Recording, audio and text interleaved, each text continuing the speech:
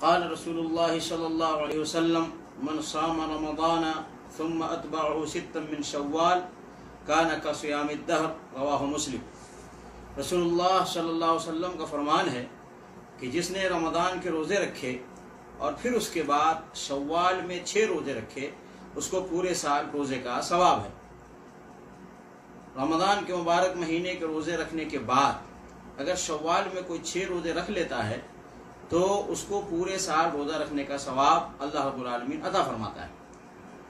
خواتین و حضرات، نبی علیہ السلام کے ارشاد اور فرمان کی روشنی میں ہمیں اور آپ کو اللہ تعالیٰ اس کی توفیق عطا فرمائے کہ رمضان کے مبارک مہینے کے روزہ مکمل کرنے کے بعد شوال کے مہینے میں بھی 6 روزہ رکھ لیں تاکہ ہم اور آپ اس فضیلت کے حقدار بنیں، یعنی پورے سال روزہ رکھنے کا ثواب اللہ رب العالمین عطا فرمائے۔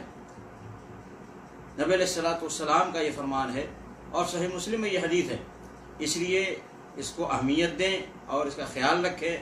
شوال میں یہ 6 روزہ رکھنا نہ بھولیں، چاہے وہ عورت ہوں یا مرد، بڑے ہوں، جوان ہوں یا بوڑھے، جو بھی روزہ رکھ سکتا ہے، جو روزہ رکھنے کی طاقت رکھتا ہے، شوال میں بھی یہ 6 روزہ رکھ لیں تو تاکہ آپ کو یہ فضیلت حاصل ہو۔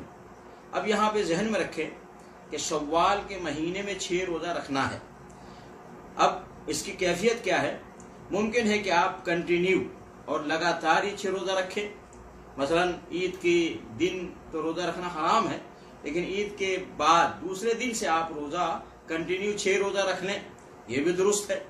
یا نہیں تو آپ کسی دن 2 روزہ رکھیں اور پھر 2 دن چھوڑ دیں، 3 دن چھوڑ دیں، پھر 2 روزہ رکھیں، پھر 2-3 دن چھوڑ دیں، یعنی کنٹینیو رکھنا ضروری نہیں ہے، لگاتار رکھنا بھی ضروری نہیں ہے۔ آپ ایک دن رکھ کر کے دوسرے دن چھوڑ کر کے بھی اس کو رکھ سکتے ہیں۔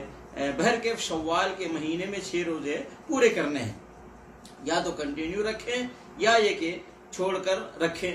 بہرکیف شوال کے مہینے میں یہ 6 روزے رکھ کر کے نبی علیہ السلام کے فرمان کے مطابق جو فضیلت ہے، جو ثواب ہے اور جو اجر ہے، اس کے حقدار بنے۔ اللہ تعالیٰ اس کی توفیق عطا فرمائے۔